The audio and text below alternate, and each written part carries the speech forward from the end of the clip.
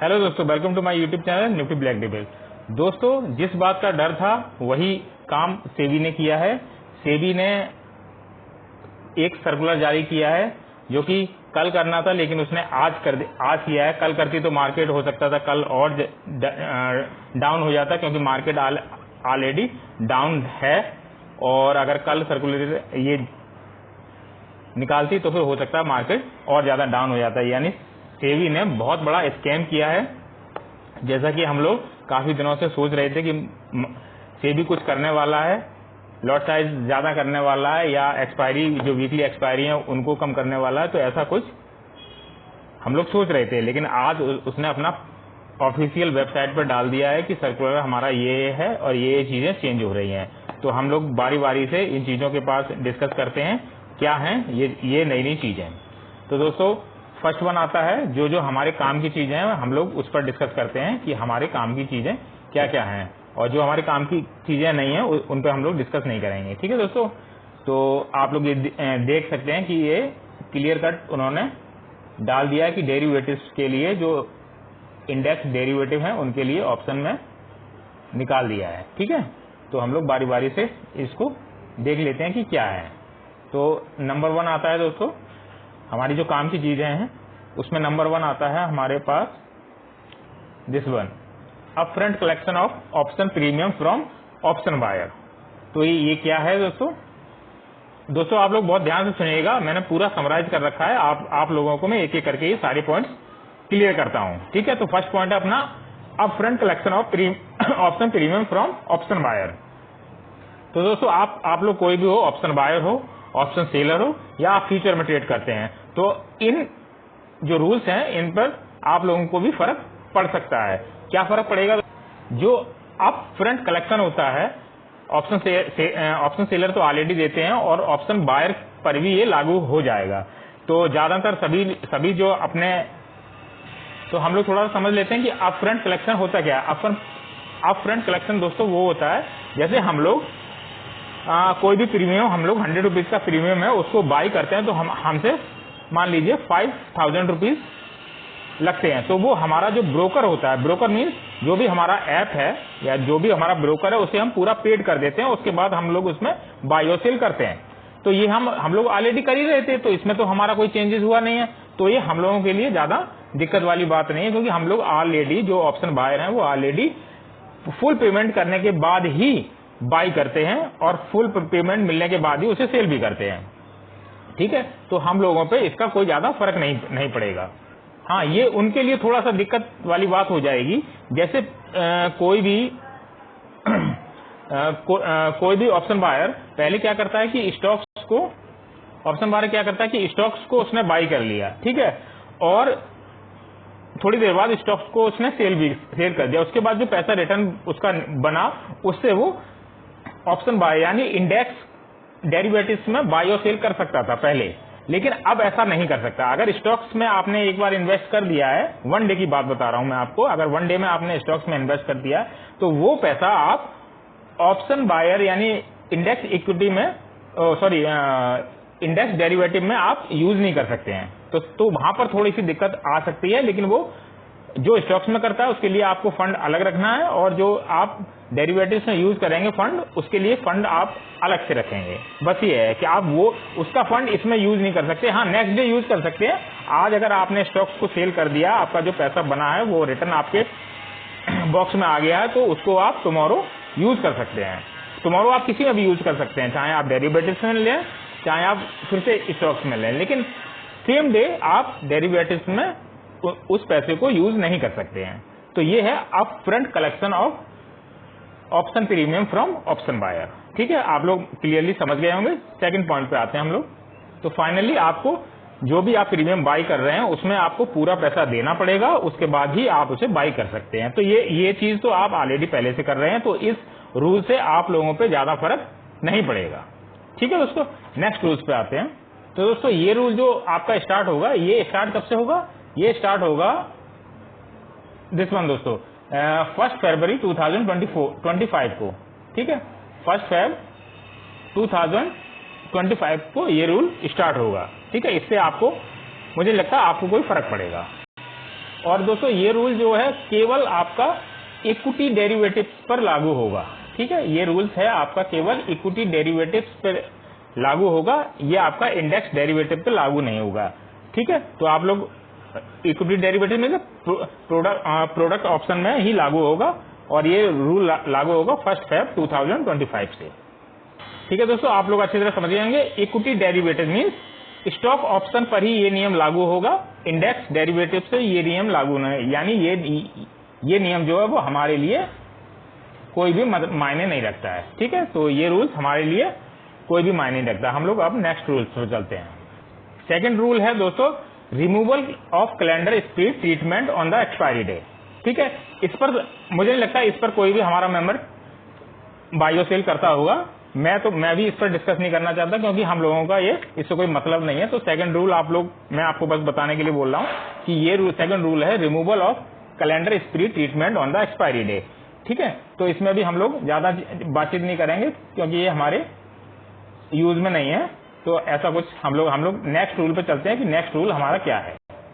और दोस्तों अगर आपको ज्यादा इसके बारे में जानना है तो आप कमेंट्स में डाल सकते हैं, ताकि मैं कमेंट्स में देखूंगा कि और फिर मैं आप लोगों को इसमें बता भी दूंगा कि किस तरह से इसको किया जाता है और इस पर क्या इफेक्ट पड़ा है इस रूल्स का। अगर आपको जानना हो तो कमेंट्स में आप डाल सकते हैं।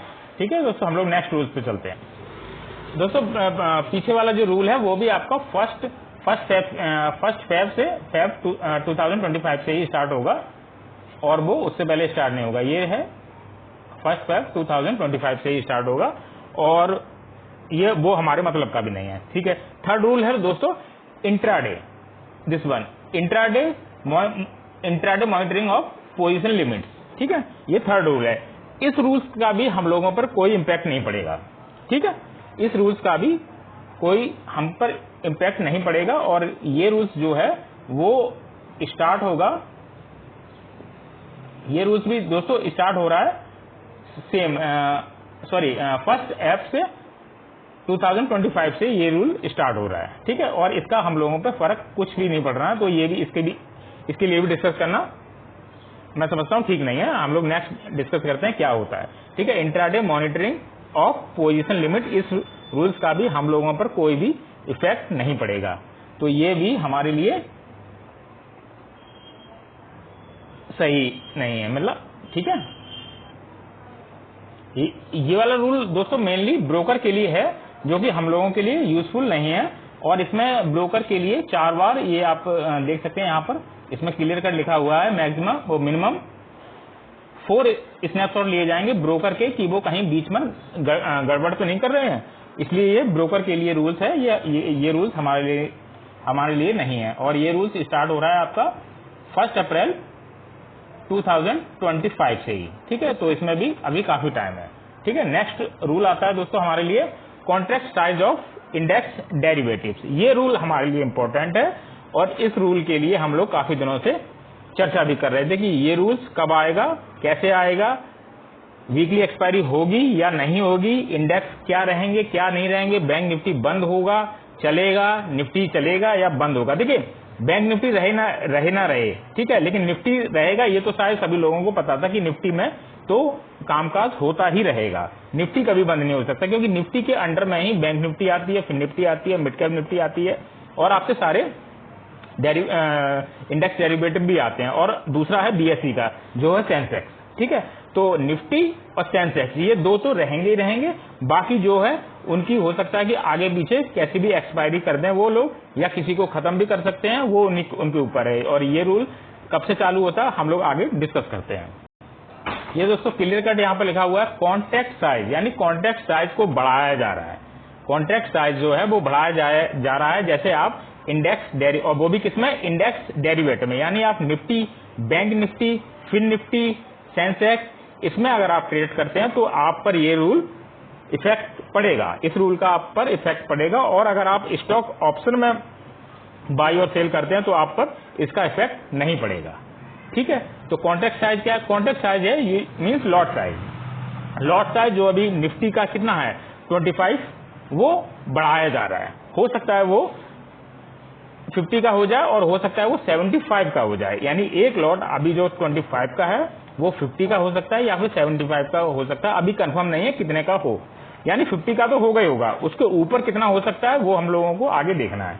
ठीक है, ये कैसे, इसकी जो वैल्यू है मैं आपको बताता हूं। इसकी जो अपने डेरिवेटिव की वैल्यू है वो पहले क्या थी, पहले थी 5 लाख से, ये आप क्लियर कट यहाँ पे देख सकते हैं, 5 लाख से 10 लाख थी। ठीक है, 5 लाख से 10 लाख वैल्यू थी, जो इसको बढ़ाकर अब इन्होंने इंक्रीज कर दिया है। इंक्रीज कितना कर दिया है, अब ये 15 लाख टू 20 लाख कर दिया गया है।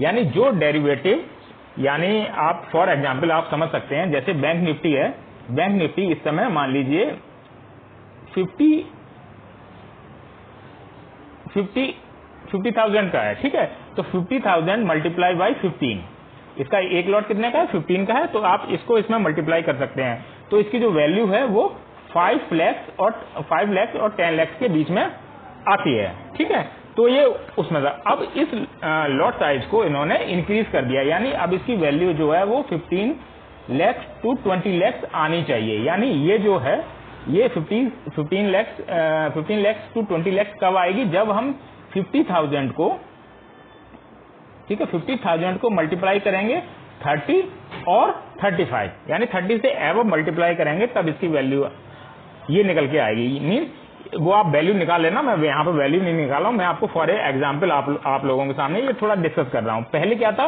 पहले ये था, ठीक है, लॉट साइज 15 था बैंक निफ्टी का, और वो 50,000 से अगर हम उसे मल्टीप्लाई करते हैं तो वो इस रेंज के अंदर आता था, 5 लाख टू 10 लाख की रेंज के अंदर आता था। ठीक है, लेकिन अब वो करने जा रहे हैं 50,000 को मल्टीप्लाई करेंगे, यानी 30 से, 30 हो सकता है या 35 या 40 भी वो कर सकते हैं, और वो फिर 15 लाख टू 20 लाख के अंदर में आ जाएगी उसकी वैल्यू। ठीक है, तो ये लॉट साइज को इंक्रीज कर सकते हैं इंडेक्स डेरिवेटिव में। इंडेक्स डेरिवेटिव में सभी आते हैं आपके, Sensex, fin Nifty, bank Nifty, Nifty, mid cap Nifty, ठीक है, ये सभी आते हैं। तो इस रूल से आप लोगों पर इफेक्ट पड़ेगा। तो आप लोग क्लियर कर समझ गए होंगे कि जो लॉट साइज है वो इंक्रीज हो रहा है। ठीक है, हम लोग नेक्स्ट रूल्स पे आते हैं, क्या रूल्स उन्होंने चेंज किए। और ये रूल्स दोस्तों स्टार्ट कब हो रहा है, ये रूल्स आपका स्टार्ट हो रहा है जल्दी ही, इसकी डेट है 20 नवंबर 2024, यानी अभी आपके पास केवल 50 डेज हैं। 50 डेज बाद लॉट साइज इंक्रीज हो जाएगा और आप उस तरह से फिर कामकाज करेंगे। ठीक है, और ये इंडेक्स डेरिवेटिव्स के लिए है, जाके क्लियर कट उन्होंने मेंशन भी कर दिया है, और ये 20 नवंबर 2024 से लागू भी हो जाएगा। ठीक है, तो लॉट साइज आपका इंक्रीज हो रहा है, चाहे वो बैंक निफ्टी हो, फिन निफ्टी हो, सेंसेक्स हो, यानी कोई भी इंडेक्स हो, इंडेक्स डेरिवेटिव हो, उसमें आपका लॉट साइज अब इंक्रीज हो जाएगा। ठीक है, जो अभी तक आप 5,000 में ट्रेड कर लेते वन लॉट में, वो अब आपको हो सकता है कि 15,000 आपके पैसे लगें या फिर 20,000 आप उसमें ट्रेड कर पाएं। ठीक है, तो आपको आपका जो कैपिटल है वो अब इंक्रीज आपको करना पड़ेगा, और उसमें पैसे ज्यादा रखने पड़ेंगे ताकि आप उसमें ट्रेड कर सकें। आप लोग मेरे ख्याल से क्लियर कट समझ गए होंगे क्या होने वाला है, यानी ऑप्शन बायर के लिए क्या क्या मुसीबतें आने वाली हैं, या ऑप्शन बायर हो सकता है कि ऐसे ही चलता भी रहे। नेक्स्ट पॉइंट क्या है दोस्तों आपके लिए, rationalisation of weekly index derivative products, ये है आपका नेक्स्ट रूल। ठीक है, ये बहुत ही इंपॉर्टेंट है, ये सभी को इम्पैक्ट करेगा, यानी वो जो भी इंडेक्स डेरिवेटिव में कामकाज करता है ये रूल्स उस पर इम्पैक्ट करेगा। ठीक है, ये रूल्स स्टार्ट हो रहा है कब से, ये रूल्स सेम 20 नवंबर 2024 से ही स्टार्ट हो रहा है। ठीक है, इसमें हुआ क्या, आपकी जो वीकली एक्सपायरी पर डे थी, पर डे मीन्स आपकी मिड कैप की एक्सपायरी मंडे को, फिर निफ्टी की एक्सपायरी ट्यूसडे को, देन बैंक निफ्टी की एक्सपायरी वेडनेसडे को, देन निफ्टी की एक्सपायरी थर्सडे को, और लास्ट फ्राइडे को सेंसेक्स की एक्सपायरी हुआ करती थी, वो अब एक्सपायरी 20 नवंबर 2024 से चेंज हो जाएगी। यानी आपके पास वीकली एक्सपायरी सिर्फ 2 रहेंगी, वो रहेगी आपकी निफ्टी थर्सडे को एक्सपायरी, देन फ्राइडे को सेंसेक्स की एक्सपायरी रहेगी। बाकी की जो एक्सपायरी हैं वो मंथली हो जाएंगी, यानी बैंक निफ्टी की एक्सपायरी आपकी मंथली होगी, फिर निफ्टी की एक्सपायरी आपकी मंथली होगी, और मिड कैप की भी एक्सपायरी आपकी मंथली होगी, और भी जो 1-2 डेरिवेटिव्स हैं उनकी एक्सपायरी भी मंथली ही होगी। सिर्फ 2 डेरिवेटिव्स ऐसे हैं, निफ्टी और सेंसेक्स, इन 2 की एक्सपायरी वीकली होगी, और निफ्टी की एक्सपायरी थर्सडे को और सेंसेक्स की एक्सपायरी फ्राइडे को होगी। तो ये 2 रूल्स हैं ये जो रूल्स है ये सभी पर इम्पैक्ट करेगा जो इंडेक्स डेरिवेटिव में ट्रेड करता है। ठीक है दोस्तों, तो ये मेन रूल थे इनके 6, और इसके अलावा ऐसा कोई खास रूल नहीं है जो आपको इफेक्ट करेगा। ठीक है, तो ये थी सेबी के जो सर्कुलर उन्होंने जारी किया है यस्टरडे किया था, क्योंकि ये डे में नहीं कर रहे थे, क्योंकि मार्केट हो सकता था ये खबर सुन के मार्केट गिर जाता, क्योंकि मार्केट ऑलरेडी उसको थर्सडे को भी गिरा था, सॉरी मंडे को भी गिरा था, और फिर ट्यूसडे को भी गिर जाता मार्केट। तो इसलिए उन्होंने डे टाइम में इसको नाइट में उन्होंने डाला, और ये अब हो सकता है क्या इम्पैक्ट पड़ता है वो हम लोग थर्सडे को देखेंगे कि मार्केट पे इस पॉलिसी का, इस सर्कुलर का, या इस जो भी उन्होंने चिट्ठा निकाला है उसका क्या इफेक्ट पड़ता है। ठीक है दोस्तों, कमेंट्स में लिखिए, आपको इसके बारे में और भी कुछ जानना हो तो आप कमेंट्स में लिखिएगा, ताकि मैं आप लोगों को बता सकूं कि क्या क्या रूल्स में चेंजेस हुए हैं। थैंक यू दोस्तों, बाय, टेक केयर।